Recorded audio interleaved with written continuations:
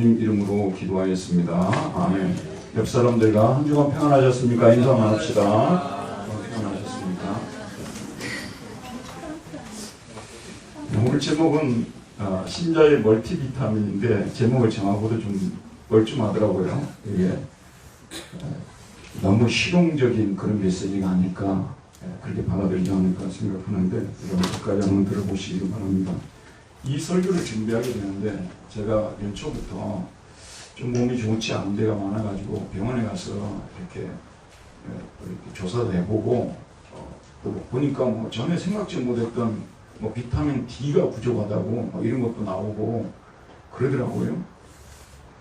그러니까 비타민을 별로 챙겨 먹지도 않았는데 이제는 이제 비타민을 꼭꼭 챙겨 먹으려고 노력하는데 그 중에 이제 멀티비타민을 제가 이렇게 먹으면서 영적인 진리를 좀 생각해 보게 되더라고요. 네. 근데 여러분, 아무리 우리가 이제 뭘 잘 먹고 그래도 부족한 영양소가 생길 수밖에 없다는 거죠, 나이가 들면요. 그래서 다 챙겨 먹지를 못하니까 비타민을 통해서 보충을 하는 거 아니겠습니까? 사실 우리가 살아가는 이 세상 삶 자체가 정말로 쉽지가 않아요. 이게 항상 저는 중학교 때, 고등학교 때가 너무 좋아요. 사실 그때 뭐 걱정될 거 있어요? 뭐 돈은 집에서 주고, 주로 이제 학교 오면 노는, 이제 밖에 오면 노는 일이고, 시골에서는 공부하라고도 안 해요. 도시에서는 공부하라고도 하는데, 시골에서는 공부하고, 난 우리 어머니가 공부하는 얘기 한 번도 하신 적이 없어요. 정말 주의 은혜죠. 공부 한 번도 하라고 한 적이 없어요. 그리고 저는 이게 뭐 사람마다 조금 습관이 달라서 그런데 저는 밤을 새서 공부한 적도 한 번도 없어요. 왜냐하면 일찍 잠이 와버리고 새벽 4시면 또 깨게 되고 이런 어떤 습관을 갖다 보니까 밤새서 공부한 적도 정말이지 저는 공부 끝날 때까지 밤을 새서 공부한 적이 없어요. 사람마다 이건 습관의 차이죠. 네, 그래서 뭐 별 문제가 없었는데 나이가 들고 뭐 이렇게 하다 보니까 몸에서도 문제가 생기고 영양 문제가 생기고 또 혼적인 문제도 생기고 정신적인 문제, 영적인 문제 막 이런 게 다 겹치면서 사실 예전보다 훨씬 더 어려워졌죠. 제가 여러분 설교하는 데까지도 내가 막 어렵습니다 그런 얼굴을 가지고 나올 수는 없잖아요. 한 주간을 지내면서 참 어려운 시간도 많이 보내고 그렇게 합니다. 또 우리 연약함을 마귀가 알고 또 이 모양 저 모양으로 우리를 공격해 오기 때문에 사실 우리 신앙인들이 굉장히 그 영적 침체에 빠질 수도 있고요. 영적 침체라는 것은 어떤 영양소가 갑자기 부족해서 생기는 거라고 볼 수가 있거든요.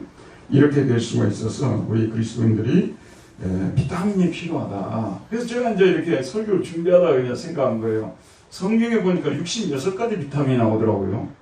종류가 66가지더라고요. 옛날에 만든 게 이게 39개고, 그 다음에 새로 나온 게 27개고, 66개의 비타민인데, 이 창세기 비타민 아시죠, 여러분? 이 창세기 비타민은 자꾸 읽으면 뭔가를 창조하고 싶은 생각이 나오고, 출애굽기 비타민은 자꾸 그래서 이게 읽으면 탈출을 할 것 같은 이런 느낌이 생기고, 내기 비타민은 우리로 하여금 하나님 앞으로 예배하러 나가도록 만들고, 민수기 비타민은 이게 이제 광야와 같은 세상에서 우리가 살아갈 활력을 또 이렇게 가져다 주고, 또 여러분 잠언 비타민 이게 굉장히 중요해요. 잠언을 어마어마하게 읽었던 것 같아요. 잠언은 어리석은 자를 지혜롭게 만들어 주잖아요. 이런 비타민, 요한계시록 비타민은 말세를 살아가는 우리가 어떻게 또 힘을 낼 수 있는가, 이렇게 그냥 생각해봤다 그런 말씀이에요. 어디가 또 이런 비타민이 있다고 얘기하지 마세요. 자, 여러분, 우리가 세상에서 먹는 비타민들이 사실은 이 책이라는 것도 하나의 비타민이에요. 왜냐하면 우리는 이제 육체도 있지만 정신이라는 게 있기 때문에 이것도 먹고 살아야 되거든요, 정신도. 정신을 먹여 살리는 것이 이런 문학이나 이런 예술이나 이런 것들 아니에요. 철학이나 정신, 이걸 먹고 사는 거예요. 그래서 저는 여러분 어떻게 섭취하는지 모르지만 매일매일 육체 운동을 하고요. 그 다음에 책을 거의 매일 저는 섭취를 해요. 왜냐하면 정신이 아무리 예수 믿는 사람이라 하더라도 이 세상에 살고 있기 때문에 정신의 영향이 이게 건강해야 돼요. 그러기 위해서는 세상에서 나온 책들을 또 읽으면서 보충을 해야 되는 거거든요. 그리고 또 이제 영적 영향을 또 회복하기 위해서는 하나님의 말씀을 읽어야 되는, 한쪽만 강조하는 기독교는 잘못된 거예요. 이것이 골고루 강조돼요. 이게 그래야 전인적 기독교가 이게 올바른 기독교 아니겠습니까? 그런데 성경에 보게 되면 우리 예수 믿는 사람들이 반드시 반드시 하나님의 말씀을 먹고 살아야 된다는 것이 대단히 많이 강조되고 있어요. 이게 대충 강조된 게 아니고 대단히 강조되고 있어요. 특별히 성경 66권 중에서 시편은 여호와 하나님의 말씀에 대한 강조와 찬양이 정말 많이 나와 있어요. 여러분, 이스라엘 백성들은 책을 쓸 때, 물론 이스라엘 백성들뿐만 아니라 히랍 사람들도 다, 일반 사람들도 다 그래요. 자기가 말하고자 하는 내용을요, 첫 번째 부분에다가 딱 살짝 암시를 줘놓는 거예요. 알겠죠? 그럼 주제를. 그 다음에 이제 결론에 가가지고 자기가 고찰을 한 것을 종합해서 이야기하는 거 아니에요. 그래서 책을 읽을 때 이렇게 두꺼운 책을 어떻게 다 소화하나? 먼저 서론을 읽고, 그 다음에 결론을 한 두세 번 읽어보고, 그 다음에 본론으로 들어가게 되면 알게 되는 거 아니에요? 정말 읽기 싫을 때는요, 서론만, 본론만 읽어도 돼요. 서론만, 본론만 읽으면 그 책이 무슨 책인 줄 알거든요.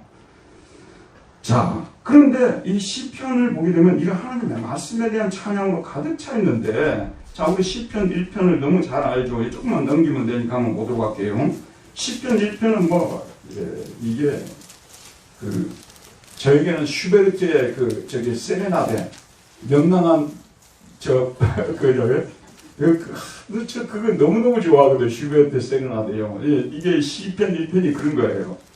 1절하고 2절을 같이 한번 읽어볼까요? 시작. 복 있는 사람은 악인들의 길을 따르지 아니하며 죄인들의 길을 서지 아니하며 오만한 자들의 자리에 앉지 아니하고 오직 여호와의 율법을 즐거워하여 그 율법을 주야로 묵상하는도다. 우리말로는 복 있는 사람이라고 되어 있는데요. 이러이러한 사람은 복이 있다. 아쉐르라는 것이 행복하다. 복이 있다. 이렇게 되어 있어요. 어떤 사람이냐면 악인들의 길을 따르지 않고 죄인들의 길에 서지 않고 오만한 자들의 자리에 앉지 않고 그 다음에 오직 여호와의 율법을 즐거워하여 그 율법을 주야로 묵상하는 사람. 이제 시편 전체의 주제가 여기에 나와 있는 거예요. 한편으로는 이러이러한 사람들이 되지 말고 한편으로는 여호와의 말씀을 주야로 묵상하며 즐거워하여 그 율법을 주야로 묵상하는 사람이 되면 너희들은 행복하게 살아갈 수 있다. 이게 시편 1편의 내용이고 시편 전체의 주제라고 볼 수가 있어요. 그 다음에 이제 하나님의 말씀을 집중적으로 찬양하는 시편이 119편입니다. 여러분 119편 잠깐 한번 펴보십시오. 890페이지에 있어요. 이 119편이 몇 절까지 있을까요? 119편이 몇 절까지 있을까요? 네.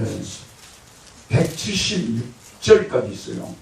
히브리어 단어가 알렙, 베트, 김멜 이런 식으로 나가거든요. 이렇게 이제 나가는데 거기에 알렙에 대해서 몇 구절이 나오고 그 다음 베타에 대해서 나오고 몇 구절이 나오고 이런 식으로 해서 176절을 만들었는데 정말 이거는 엄청난 시의 구조로 말하자면요. 어마어마한 시입니다. 이거요. 제가 뭐 여기에 대해서 말씀드릴 시간이 없으니까 다음번에 말씀드리기로 하고요.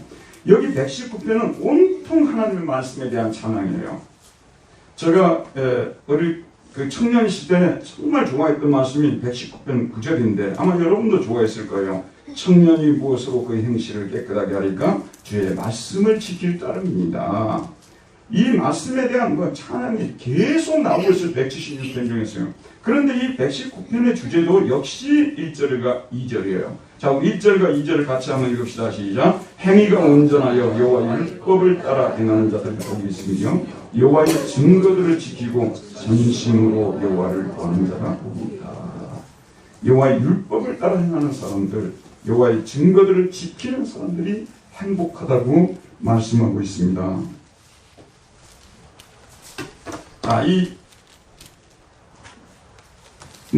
이 시편 전체가 여호와 하나님의 말씀에 대한 찬양이라고 해도 과언이 아닐 정도로 말씀에 대한 찬양이 너무 많이 나옵니다.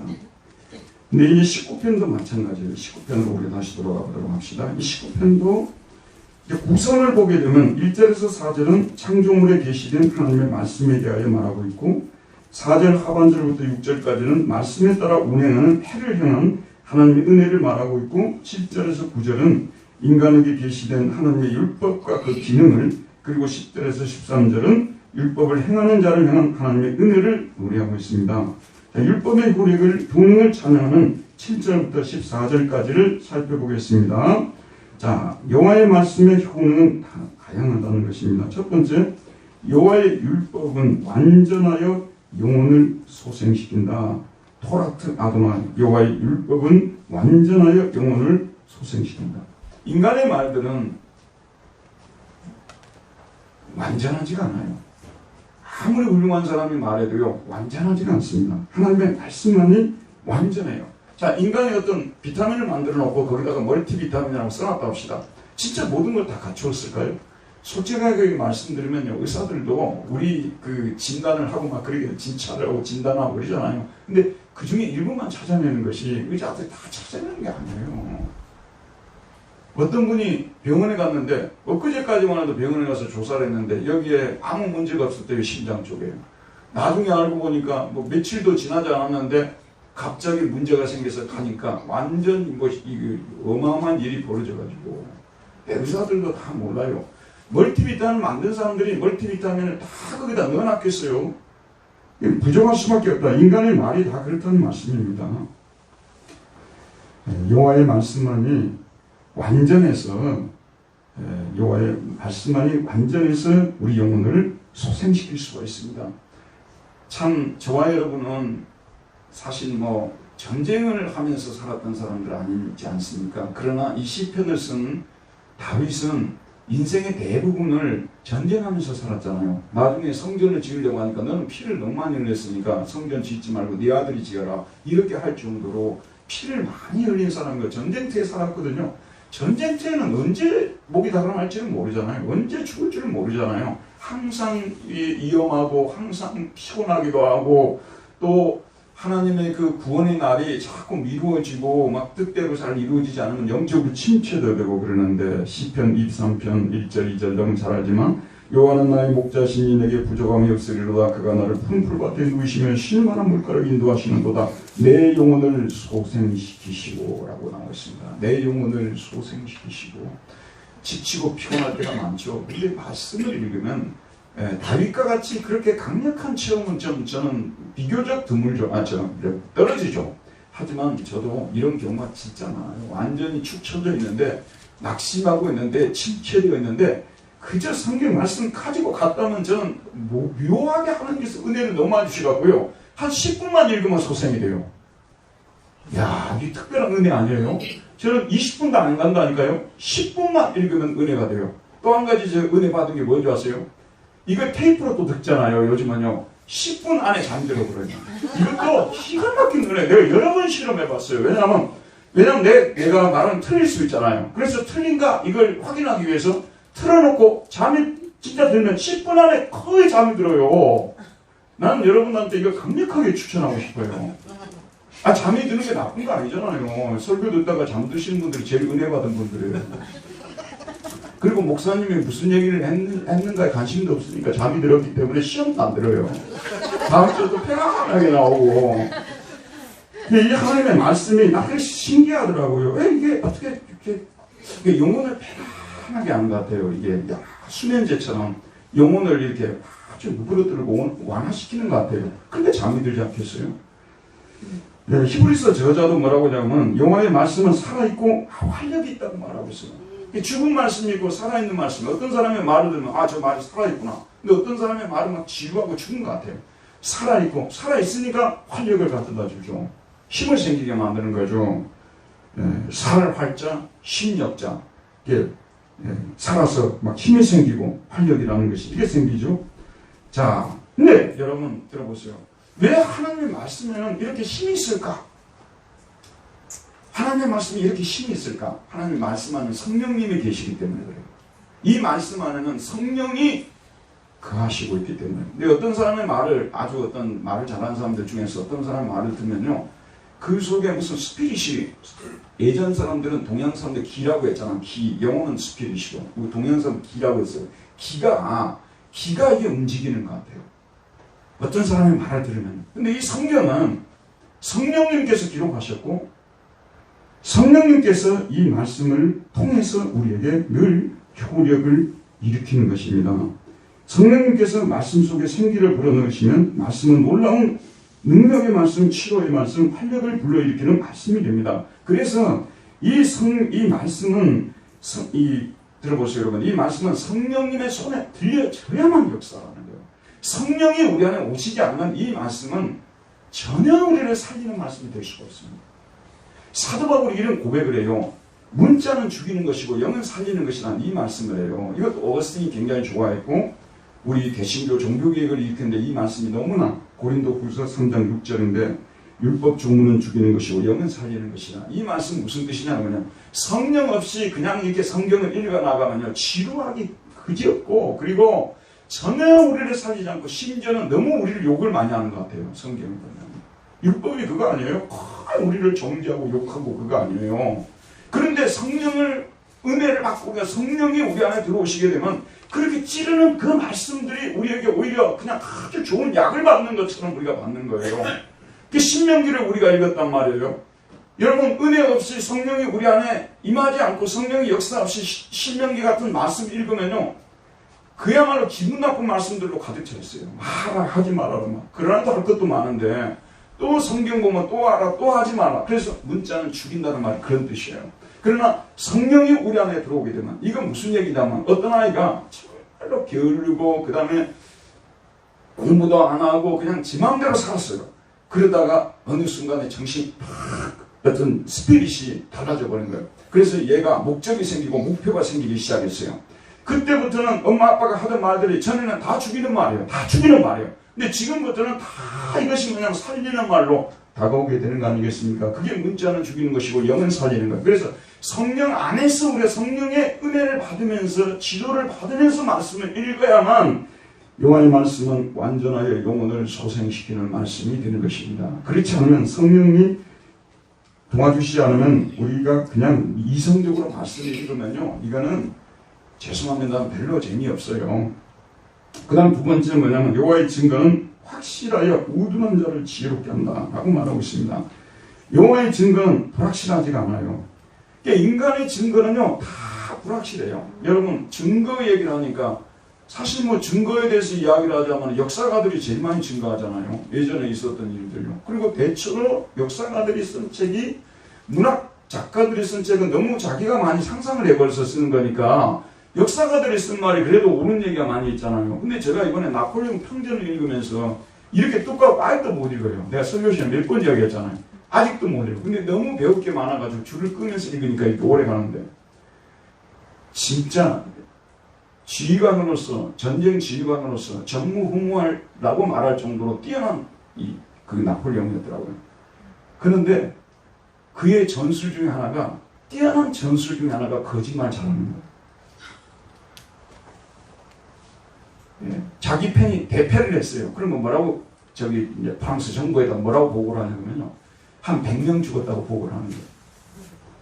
그 다음에 자기가 이겼어요. 그러면 뭐냐면 적은 한 10명 빼놓고 다 죽었다. 이렇게 보고를 합니다. 그러면 이제 중앙에 있는 사람들은 나폴레옹은 가는 곳곳마다 이기고 지더라도 조금밖에 안 죽고 이렇게 받아들이게 만드는 거죠. 전쟁이라는 것은요. 거짓말이 난무한다는 것. 그걸 나 같은 순진한 사람은 신문에 보도하는 거 대체로 믿었다니까요. 믿을 바 전혀 못 되는 거예요. 이번에 우크라이나에서 큰 댐이 하나 폭파가 됐잖아요. 근데 그걸 러시아가 폭파했는지 우크라이나에서 폭파했는지 아무도 몰라요. 그건 완전 거짓말. 그리고 온 천지 거짓말들이 돌아다니기 때문에 예를 들면 젤렌스키가 있으면 자기 옆에 있는 참모들도 못 믿어요. 스파이지.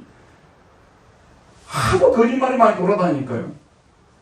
인간의 말들 역사적 이런 증거들도 그나마 확실한데도 불확실한 것이 너무 많다는 것입니다. 그래서 우리가 우준한 우리 자신들을 알기 위해서는 여호와의 증거를 필요로 합니다. 우준하기 때문에 여호와의 증거를 필요로 해요. 우리는 죄송합니다만 아는 것보다 모르는 게 더 많아요. 동의가 되십니까 여러분? 아는 것도 물론 있어요. 근데 모르는 게 훨씬 많아요. 하나님께서 우리를 창조할 때 들어보세요. 우리를 창조할 때 모든 것을 다 알게끔 창조 안 했어요. 그걸 여러분 이해하지 잘 정확히 이해해야 돼요. 하나님이 우리를 절대 의존적 존재로 살아가도록 하나님이 만드셨어요. 그게 그중 일부만 알려주신 거지 다 안 알려줬어요. 순간순간 알려주기 위해서 나중에 또 알려주기 위해서 하나님 안 알려준 게 너무 많아요. 우리가 그래서 피조물이라고 우리가 고백할 때는 모르는 게 많다는 것을 인정해야 되는 거예요. 실제로 모르는 게 너무 많아요. 제가 그래도 외국어를 좀 몇 개를 하거든요. 어쩌다 보니까. 근데 이 동양 쪽에 있는 언어는 거의 몰라요. 일본어 몇 개, 중국어 지금 생각나는 한 서너 개밖에 생각이 안 나요. 이게 나는 중국 가고 일본 가면 바보가 되는 거예요. 진짜 누가 통역 안 해주면 바보가 된다니까요. 그 친구들도 영어도 잘 못하잖아요. 뭘 좀 아는 것 같았는데 가보니까 또 태국에 제가 간 적이 있어요. 아무 말을 몰라요. 뭘 알아요? 지금 돈 이름 옛날에 뭐더라? 돈 이름 하나 생각나. 우리가 굉장히 똑똑한 것 같은데 지금 제 얘기만 들어보니까 여러분도 바보 같죠? 저도 바보고 여러분도 바보가 된 거예요. 그 언어를 또 하려면 언제 그걸 또 다 해요? 우리 인간이 굉장히 지혜로운 것 같은데 사실은 굉장히 우둔합니다. 그리고 나는 굉장히 지혜롭게 행동하는 것 같은데요. 사실 우리가 우둔하게 행동하는 것이 너무 많아요. 그래서 여호와의 말씀을 읽게 되면 점점 우리가 지혜롭게 되어지는 것이죠. 그 다음에 세 번째, 여호와의 교훈은 정직하여 마음을 기쁘게 한다. 여호와의 교훈은 정직하여 마음을 기쁘게 한다고 말하고 있습니다. 8절에 보면 여호와의 교훈은 정직하여 마음을 기쁘게 하고, 사실 정직한 말씀을 들으면 마음이 기쁘잖아요. 부정직한 말을 들으면요 마음이 슬퍼져요. 왜 사람이 저 사람 제일 정직하지 않을까? 근데 정직한 말을 들으면요 참으로 기뻐져요. 그래서 저와 여러분이 나름대로 마음속으로 은근히 바라는 게 뭐냐면요, 내 주위에 좀 정직한 사람이 있으면 좋겠다, 그걸 바래요.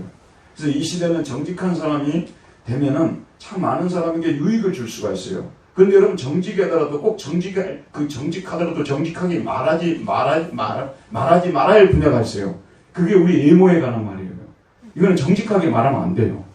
네, 여러분 옆에 있는 분 한번 보세요. 정직하게 말하면 안 돼요. 보셨죠? 이건 정직하게 말하지 마시고 다른 부분은 다 정직하게 말하면 돼요. 이건 그냥 가만히 놔두면 돼요. 그 다음 네 번째, 여호와의 계명은 순결하여 눈을 밝게 하시도다 그랬습니다. 사실 우리 눈이라는 것이요 재성으로 말미암아서 자주 어두워져요.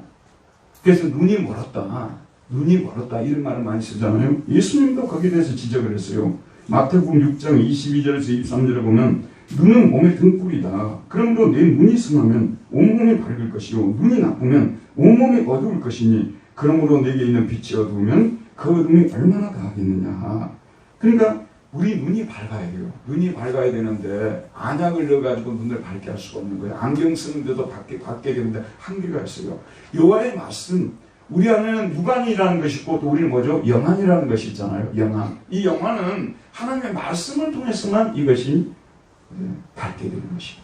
영안이 밝게 되면은 모든 상황을 올바로 볼 수가 있고, 그래서 하나님 기뻐하시고 온전하신 뜻을 분별하면서 살아갈 수 있다는 말씀입니다. 그 다음에 9절에 보면 여호와를 경외하는 도는 정결하여라고 말하고 있습니다. 여호와를 경외하는 도는 정결하여 영혼까지 이르고, 솔직히 여러분 물리학이라든지 화학이라든지, 제가 예전에 졸업했던 베를린 훔볼트 대학교라고 있어요. 예전에는 베를린 대학교인데요. 거기는 가면 여러분이 교과서에서 배웠던 하이젠베르크라든지 아인슈타인이라든지 이런 분들 있잖아요. 그분들이 거기서 교수하고 학생이 있고 막 그랬었어요. 그런데 거기서 노벨상이 물리학 화학 쪽에서 나오는 사람들이 28명이 나왔거든요. 근데 여러분 그런 당시로서는 최신 학설이었죠. 최신 이론이었죠. 이 이론이라는 것을 너무 많이 씻은 거예요. 씻는다는 말이, 정결하다는 말이 그 말 아니에요? 하도 이 사람들이 연구를 많이 해가지고 불순물을 다 제거해서 이 분야에 있어서 예를 들면 전자라든지 이런 거에 대해서는 여기에 대해서 이렇게 이야기하면 더 이상 말할 것이 없다. 그 정도로 걸렸단 말 씻어냈어요. 그런데 나중에 보니까 하이젠베르크 얘기는 옛날 이야기고 이런 식으로 되어져 버리지 않습니까? 인간의 말들은 항상 유효기간이 있어요. 근데 하나님의 말씀은 유효기간이 없어요. 하나님의 말씀은 지금부터 영원까지 항상 옳은 거예요. 무슨 얘기인지 알겠죠? 인간의 말은 비판을 하게 되면 비판받을 부분이 있다니까요. 하나님의 말씀은 그것이 없다는 거예요. 그게 정결하다는 뜻이에요. 그 다음에 8절 그 다음에 9절 뒷부분이죠. 9절 뒷부분, 여호와의 법도 진실하여 다 의로우니, 여기 진실하다 말은 에메트라는 단어인데, 자 들어보세요. 이 에메트라는 단어가 아멘이라는 데서 나온 거예요. 아멘하고 어원이 똑같아요. 아멘은 어디 나오냐면 구약의 민수기에 보면 아멘이 여러 번 나와요. 진실입니다. 참입니다. 그런 뜻이에요. 그러니까 여호와의 말씀은 아멘이라는 진실이에요. 참이에요. 자 들어보세요. 요즘에 소통 전문가라고 알려졌고 또 각광을 받고 있는 사람이 김창옥 씨 알죠? 안 들어본 사람 별로 없을 거예요. 얼마 전에 부부의 명곡에도 또 나왔는데 여자분들 중에서는 김미경 씨가 있어요. 근데 이 사람들이 나와가지고 강의를 하잖아요. 그럼 입에서 옆에 있는 사람들이 예수를 안 믿어도 아멘 아멘 하고 있어요. 얼마나 설득력 있게 이 사람들이 얘기를 하는지 아멘이라는 말은 당신 말이 다 참되다 이런 얘기가 나와요. 그런데 그 사람들은 사실 그렇게 유명해진 데는요. 그 사람들이 단순히 어떤 상황을 깨달은 그것만으로 된 게 아니에요. 유머 감각이 뛰어나잖아요. 김창욱 씨 같은 경우 거의 코미디언 수준이거든요. 그 코미디를 곁들이니까 사람들한테 설득력 있게 나오고 소위 소통이 되는 거예요. 웃음을 끌어내고 눈물을 끌어내고 이렇게 되는 거 아니에요. 하지만은 인간의 말들은 다 진실할 수가 없어요. 인간의 말이 어떻게 다 진실할 수 있겠습니까? 그래서 어느 나라 문법을 배우든지요. 어느 나라 문법을 배우든지 그럴 수 있을 것이다. 그랬을 것이다. 그럴 것이다. 뭐 영어에도 뭐 perhaps라는 거 이런 부사 뭐 이런 게 나오잖아요. 아마도 뭐 이럴 것이고. 독일어는 또 왜 어렵냐 그러면은요. 이런 걸 정확한 걸 얘기하지 않을 때는 접속법, 일식, 접속법, 이식 막 이런 것들이 나와요. 복잡해요. 지금도 저는 잘 모르겠어요. 대충 써놓고 독일 애들한테 가서 좀 교정해달라고 그래요. 하도 어려운 문법들이 있어가지고 그게 뭐냐면 현실이 아닌 걸 기술을 할 때는 접속법이라는 걸 가지고 서술을 하거든요. 성경 말씀만이 100% 진실이에요. 자, 보세요. 성경은. 여러분 보세요. 철학책이라든지 이런 거 보잖아요. 문학책이라든지 화근적으로 얘기하는 것들이요. 화근 문장이 그렇게 많지는 않아요. 근데 성경은 소위 말해서 가정법 같은 것이 물론 여호와 하나님께서 계명을 지키면 이럴 것이라는 그런 가정법 같은 것들은 나옵니다만은 실제로 성경을 보게 되면 거의 다 정언 문장, 화근하는 그런 문장들이에요. 내가 곧 길이고 진리고 생명인데 나도 모르겠다. 그게 아니에요. 내가 곧 길이고 진리고 생명이다라고 말하고 있는 거예요. 그러니까 하나님의 말씀을 읽으면은 진짜 그 말씀 그대로 이다라는 거예요. 그래서 진실하여 다 의롭다고 말하고 있습니다. 그 다음에 이제 이어서 말씀드리면 이 여호와의 말씀을 어떻게 우리가 대해야 할 것이냐 그 10절에 나옵니다. 우리 10절 한번 다같이 한번 읽어보도록 합시다. 10절입니다. 시작. 금 곧 많은 순금보다 더 선할 것이며 꿀과 송이보다 더 다르다. 근데 제가 결혼하면서부터 지금까지 금반지를 가져본 적이 없어요. 저희 교회에 예전에 새벽기도 나오시던 권사님 한 분이 계시는데 다른 교회로 가시는데 원래 다른 교회 분이었으니까 가시면서 이 금반지를 하나 해주시더라고요. 그게 이제 시가로 한 20만 원 되는가 봐요. 이게 제가 그래서 처음으로 내가 가져본 금반지예요. 그게. 근데 요즘 금을 이렇게 사서 재는 분들이 많은가 보더라고요. 가끔 영화 같은 데 이렇게 보게 되면 네모로 된 금들이 있잖아요. 황금, 막 순금 이런 거 보면 야 탐낼만도 하겠다. 탐낼만도 하겠다는 생각이 들어요. 그걸 갖고 싶어하는 생각이 있겠다는 생각이 들어요. 여러분 돈만 있으면 집에다가 좀 이렇게 갖다가 그냥 거기다 넣어놓고 한번 쳐다보고 얼마나 막 기쁠까요 마음이. 우리 집에 금이 이렇게 많다고. 금 곧 순금보다 더 사모할 것이라고 말씀하고 있어요. 우리가 그런 자세를 가지고 대해야 된다는 것입니다. 그 다음에 꿀과 송이꿀보다 더 달도다. 이것은 진짜 체험을 해봐야 돼요. 솔직히 저는 꿀을 이렇게 이빨도 좋지가 않고 그래가지고 막 꿀을 많이 먹는 그런 사람은 아니거든요. 막 꿀을 먹으면서 너무 행복해하고 그러지는 않았어요. 근데 꿀이 달다는 것은 사실인 것 같아요. 너무 다니까 이게 이제 이빨이 좋지 않으니까 저는 꿀을 이렇게 즐기지 않습니다만 언제 이런 꿀과 송이꿀보다 더 달도다 이런 체험을 한다고요. 진짜 인생에 공부할 때는요. 여러분에게 아무런 말도 필요 없어요. 여러분 인생에 공부할 때 누가 나한테 와서 말해주면 그것도 힘들어요. 듣고 싶지 않아요. 특별히 정답만 얘기하는 분들 제일 싫죠. 인생에 공부할 때 아무도 얘기 안 해야 됩니다. 그럴 때는 저도 예전에 그런 시절이 있었거든요. 그래서 클래식 음악 같은 것을 좀 들었는데 그것도 뭐 그렇게 조금의 도움은 되지만 그렇게 막 슬픔을 싹 없애버리고 막 이렇게 활력을 갖게 만드는 그게 될 수가 없어요. 그래서 저는 어떤 아는 형님이 와가지고 이럴 때는 다른 거 다 필요 없고 성경을 읽으라. 그래서 제가 성경을 쭉 읽어가는 가운데서 113편을 통해서 제가 내 모든 죄악을 사하시며 내 모든 병을 고치시며 내 충충을 독수리같이 새롭게 하신다. 인자와 긍휼로 간을 씌우신다. 그 말씀을 받고 그야말로 이게 너무 말씀이 좋았어. 그래서 이 말씀을 먹는 이 기쁨이 꿀을 먹는 그런 기쁨. 우리에게도 이런 때가 다 오거든요. 여러분도 다른 거 다 치우고요. 집에 있는 다른 책들 물론 조금은 도움이 될 수가 있어요. 하지만 우리 영혼을 근본적으로 소생시키는 그 말씀은 하나님 말씀밖에 없으니까요. 여러분들이 진짜 살아나서 정말 하나님을 기쁘시게 하는 살아있는 생명력 있는 신앙생활을 하려면 다시 한번 말씀을 먹는 그런 우리 삶으로 돌아가야 되는 것입니다. 그 말씀이 우리에게 어떤 유익을 주냐. 11절에 보면, 자, 11절 한 절만 들어봅시다. 또 주의 종이 이것으로 경고를 받고 이것을 지킴으로 상이 큽니다. 저는 이 말씀도 큰 은혜가 돼요. 솔직하게 말씀드리면 우리 지금 현재요 서로를 만나가지고 경고를 할 수가 없어요. 지금 시대에 경고를 했다가는요 큰일 납니다. 부부간에도 경고를 하면 안 돼요. 저희 집사람도 가끔 저에게 경고를 하려고 딱 꿈을 잤거든요. 그럼 저는 빨리 피해가지고 문을 열고 들어가 버립니다. 왜냐하면 경고를 듣는 것이 너무 가슴이 아파요. 왜냐하면 나의 현실적인 모습을 너무 적나라하게 이야기하기 때문에 여기 오기 전에 살짝 피해가지고 절로 들어간다고요. 경고 안 하는 그 표정을 보면 다시 나오고. 가까운 사람들도 경고를 못해요. 지금 시대 경고를 누가 누구에게 할 수 있습니까? 그런데 하나님의 말씀은 경고를 우리 하나님이 경고하는 것은 들을 수가 있잖아요. 그래서 이 경고를 듣게 되면 이거 내가 지금 정신을 차려야 되겠구나. 이래서는 안 되겠구나. 그래서 돌이키게 되면 상이 크다는 말은 경고에 복종한 결과로서 주어지는 것이 상이에요. 여러분 하나님은 우리가 죽기를 에스겔서에도 말씀해 하나님은 아무도 죽기를 원하지 않는다 했어요. 아무도 심판받아 형벌을 받아 죽기를 원하지 않는 하나님이세요. 근본적으로 하나님의 성품은 은혜와 자비의 성품이죠. 우리 모두가 살기를 원하는 거예요. 그래서 죽을 죄를 짓고 있는 사람들이 경고를 주는 거예요. 근데 그 경고를 사람들이 들어야 되는데 노아의 시대에 그 사위들처럼 경고를 줘도 듣지를 않아버린 거예요. 여러분 교회 열심히 다니라는 이 말은 경고나 마찬가지예요. 어떻게 교회를 열심히 안 다니고 제대로 삶을 산다고 말할 수가 있겠습니까? 열심히 교회 생활하고 더군다나 주일은요 착한 건 빠지지 마시고요 예배 드리고요. 왜냐하면 우리 10계명에 보게 되면 제4계명에 안식일을 기억하여 거룩히 지키라. 유대인들에게는 토요일이에요. 우리에게는 예수님의 부활을 기념하는 주일입니다. 그러면 이 말씀에 우리가 이 경고를 들음으로 지켜야 되는 거죠. 지킴을 통해서 상이 너무 크잖아요. 세상에서 들을 수 있는 말들이요 마르고 닳도록 지겹게 듣는 시대예요. 유튜브만 열면요 요즘은 솔직히 인문학 쪽은 대학교도 갈 필요도 없어요.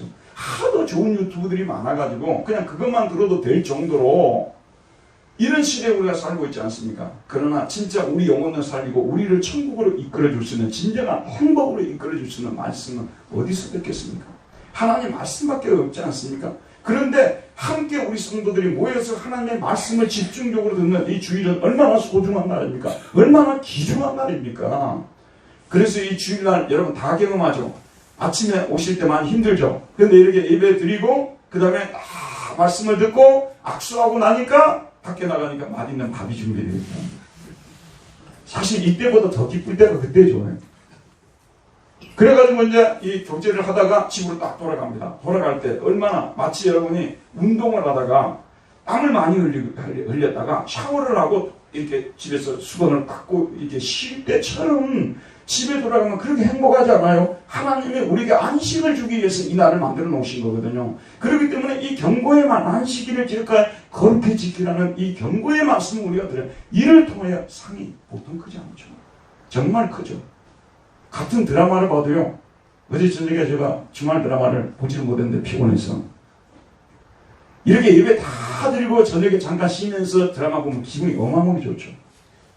그런데 어디 갔다가 놀러 갔다가 와가지고 저녁에 드라마 보면요 계속 질리는 거야. 계속 질리는 거야. 그래서 별로 기쁘지도 않아요. 하나님이 우리에게 경고를 주실 때는요 우리 잘 되라고 주신 거예요. 특별히 하루는 하나님께 예배드리는 날로 정하라는 건요 우리를 사랑하시는 하나님이 우리에게 진정한 안식을 주기 위해서 우리에게 이 날을 정해놓은 것입니다. 그래서 주의 종은 이것으로 경고를 받고 이것을 지킴으로 상이 크니다라고 말하고 있습니다. 그 다음에 12절을 보게 되면 자기 허물을 능히 깨달을 자 누구리요 나를 숨은 허물에서 벗어나게 하소서. 허물이라는 것이 뭐죠 여러분? 허물이라는 것은요 내가 모르고 짓는 죄를 허물이라고 합니다. 저는 허물이 많은 사람입니다. 그 말은 내가 고의로 죄를 짓지 않고 죄를 안 지려고 했는데 나도 모르게 죄를 지었어. 이거 허물이라고 하잖아요. 근데 이 허물을 우리도 발견을 못해요. 근데 말씀을 읽어가다 보면 이 허물이 드러나게 돼 있어요. 아, 내가 이런 허물이 있었구나. 그게 말씀이 우리가 가져다주는 유익입니다. 그 다음에 13절에 보면 또 주의 종에게 고의로 죄를 짓지 말게 하사 그 죄가 나를 주장하지 못하게 하소서. 그리하면 내가 정직하여 큰 죄과에서 벗어나겠나이다. 근데 어떤 때는 자꾸 사탄에게 막 이렇게 이용을 당해가지고 막 고의로 죄를, 이거 죄인 줄 알면서도 밀고 나가고 싶은 그런 생각들이 들어요. 하나님의 말씀을 읽는 가운데서 그런 마음이 사라지게 되고, 죄가 나를 주장하려고 했는데 죄의 힘이 무력화되게 되고 힘이 빠져버리고, 그러면서 우리가 또 고의로 짓는 고범죄를 짓지 않게 되는 이런 은혜를 우리가 누리게 된다는 말씀이 드는 것입니다. 자, 여러분, 미래가요 아주 불투명합니다. 어제 우리 이제 집사님 한 분하고 끝나고 나서 대학을 다니면 그 등록금이 한 8학기 정도로 한다면 한 4천만 원 정도, 좀 비싼데 좀 싼 데는 한 3천만 원, 3천에서 4천 정도 되는데, 제가 그 얘기를 한 거예요. 저 예전에 그런 생각 한 적이 있거든요. 저는 그보다 훨씬 적게 내고 대학을 다녔습니다만은, 그래도 그 정도 내고 그 분야에 하나의 자격증을 따면 평생을 먹고 사는 건데 그 정도 돈을 지불해도 되겠다, 그렇게 생각하는데 우리 집사님이 좋은 말씀 하셨어요. 그는 목사님 시대에는 맞지만 지금은 10명이 졸업하면 9명이 취직을 못하는데 지금 이런 말씀 하시더라고요. 미래가 사실 불투명해요. 우리 한국 같은 이 미래는요, 더더욱 제가 이번에 이제 독일의 상황을 들었어요. 근데 독일에는 애기 놓는 것이 붐이 일어나가지고 웬만한 집은 2~3명씩 다 놓는데 요새는요 많이 놓는 집은 3~4명씩 놓고요. 근데 그게 왜 맞냐 그러면요, 독일에서는 대학 졸업하고 취직을 못하는 애들이 거의 없거든요. 진짜 맞아요. 거의 없어요. 거의 다 취직을 해요. 근데 우리나라는 이게 앞날이 불안하기 때문에 애기 교육시킬 생각도 하니까 아이를 1명 놓든지 아예 안 놓든지 이렇게 되면 이게 우리나라 국가를 굉장히 어렵게 만드는 거 아니겠습니까? 그렇죠, 여러분? 이게 굉장히 불확실한 이런 시대 속에서 앞으로 또 우리는 어떤 이렇게 살아야 될 것이냐, 이런 시대를 살아나야 될 것이 살아야 할 것이냐. 저는 이 말씀을 되게 좋아해요. 여호수아 1장 8절 이 율법책을 내 입에서 떠나지 말게 하며 주야로 그것을 묵상하면 그 가운데 기록된 대로 다 지켜 행하라. 그리하면 내 길이 평탄하게 될 것이며 내가 형통하리라. 여러분은 어떻게 사시는지 모르겠습니다만은요, 저는 진짜 그래요. 성령님께서 저 안에 계신 걸 저는 확실히 느낍니다. 최근에도 그런 큰 감정이 있는데 언젠가는 한번 감정할 일이 있어요. 저녁 내 잠을 못 자게 만들더라고요. 하나님께서 뭔가를 좀 하라고 하는데 잠을 안 재우더라고요. 결국은 제가 저녁 내 설치다가 그 말씀에 순종하고 나왔는데, 그 말씀에 이게 순종한 이것이 그 가운데 기록된 대로 다 지켜 행하라. 그리하면 내 길이 평탄하게 될 것이라. 불순종하고요 밀고 나갈 수도 있어요. 그러나 순종하고 하나님의 뜻을 따르게 되면요, 하나님께서 전혀 생각지 못했던 정말로 좋은 것들을 예비해 두신다는 것이 저의 지금까지 신앙 체험이에요. 그래서 말씀에 불순종하지 않아야 되겠구나, 거슬리지 않아야 되겠구나, 저는 그게 아주 각인되어 있습니다. 여러분의 가슴 속에도 각인이 되었으면 좋겠어요. 하나님 말씀 지키는 걸 대충 지키고 싶으면 지키고 안 지키고 싶으면 안 지키면 소망이 없어요. 죄송합니다만 내가 이런 표현 써도 되는데 여러분은 인생에 소망이 없습니다. 하나님이 여러분을 도와주지 않습니다. 그러나 제가 볼 때 우리는 완벽하게 지킬 수는 없지만 그 말씀을 읽고 지키려고 애를 쓸 때 하나님은 내 길이 평탄하게 될 것이며 네가 형통하리라. 이 말씀 저는 우리에게 해당이 된다고 보거든요. 자, 말씀을 정리하도록 합시다. 이제 올해 지금 이제 중간 정도에 우리가 닥쳐 있죠. 근데 또 여름 되면은 또 아주 비가 많이 내린다고 그렇게 얘기를 하더라고요. 좀 국가적으로도 볼 때 좀 상당히 좀 어려운 때를 우리가 살아가는 것 같아요. 뭐 수산물을 지금 먹어야 되냐 마냐 이것도 보통 문제가 아닌 것 같고요. 저 같은 경우는 지금 안 먹기로 결심했어요. 근데 왜냐면 그 찝찝하잖아요. 뭐 아무리 뭐 이게 뭐라고 해도 솔직히 찝찝하잖아요. 그래서 저는 안 먹기로 했는데 여러분들 중에서도 과학적 근거가 있으신 분들은 드셔도 되는 것이고요. 근데 저 개인적으로 찝찝해서 안 먹으려고요. 지금 이것도 보통 일이 아니거든요. 이것도 보통 일이 아니잖아요. 이런 일들이 지금 우리에게 지금 일어나고 있는데 어느 때보다도 우리가 어려운 때를 살아가고 있는 사실이잖아요. 이런 때를 이겨나기 위해서 다시 우리가 성경을 잡아야 된다, 그런 말씀이에요. 이런 때를 살아가다 보게 되면 우리가 비타민 중에서 어떤 그 영양소가 결핍되는 것처럼 우리 역시 어떤 영양소가 결핍이 되어서 우울에 빠질 수도 있고요.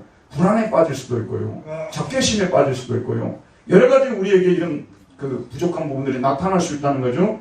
그리고 우리 마음이 기쁘고 행복하지가 않을 수가 있는 거예요. 이런 거. 집단 우울증에 걸린다고 막 이런 말을 쓰잖아요. 이럴 때 우리가 이걸 벗어날 수 있는 방법, 하나님의 말씀으로 돌아가는 길밖에 없습니다.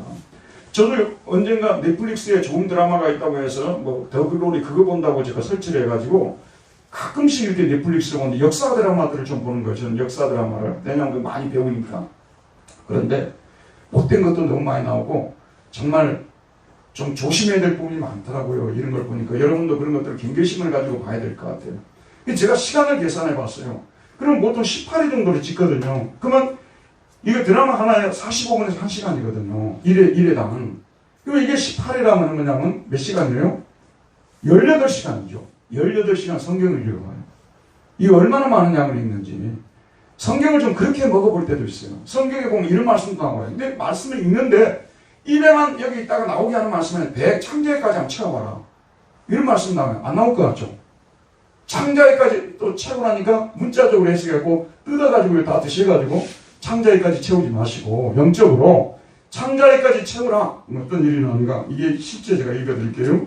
에스겔 3장 1절에 3절에 나오는데 또 인자야 너는 발견한 것을 먹으라. 너는 이 두루마리를 먹고 가서 이스라엘 족속에 말하라 하시기로 또 내가 입을 벌리니 그가 그 두루마리를 내게 먹이시며 내게 이르시되 인자야 내가 내게 주는 이 두루마리를 내 배에 넣으며 내 창자에 채우라 하시기에 내가 먹으니 그것이 내 입에서 달기가 꿀 같더라. 말씀을 진짜 여러분들요 그 경험은 꼭 해보셔야 돼요. 그냥 이게 대충 몇 구절 읽고 주일날 교회 나올 때만 이게 대하고 그 다음부터 딱 덮어버리고 죄송합니다만 천국의 문이 절대로 안 열립니다. 여러분에게 열렸다고 보면 사탄이 속이고 있는 거예요. 열린 적이 없어요. 항상 닫혀 있었어요. 말씀을 열어야 천국도 열리는 거예요. 여러분들이 천국을 좀 열기 위해서는 이 말씀을 좀 집중적으로 읽어야 된다고요. 1시간만 읽어도 몇 페이지를 읽는 줄 아십니까?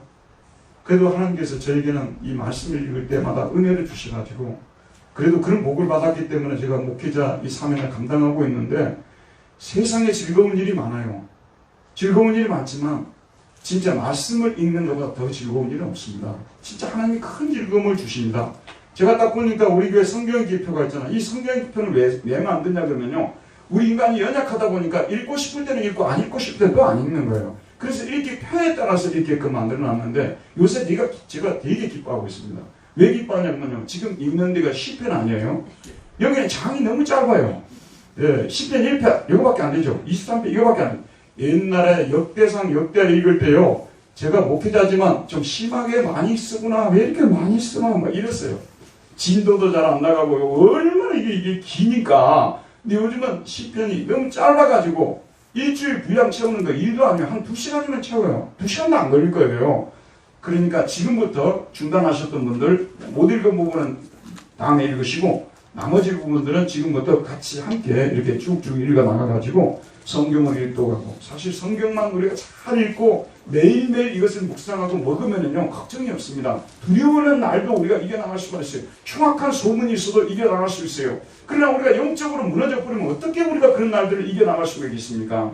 저희 교인들도 저를 비롯해서 많은 교인들이 어려움을 겪고 왔거든요. 올해만 보더라도 여러분에게 말씀드릴 수 없지만 그런 어려움들을 다 겪고 나가고 이겨나가고 있어요. 왜 어떻게 이겨나가냐면 말씀 붙잡고 이겨나가는 거예요. 다른 방법이 없습니다. 저와 여러분들 이 어려운 시대, 이 어두운 시대를 어떻게 헤쳐나갈 수 있을 것이냐. 오직 하나님의 말씀밖에 없는 거예요.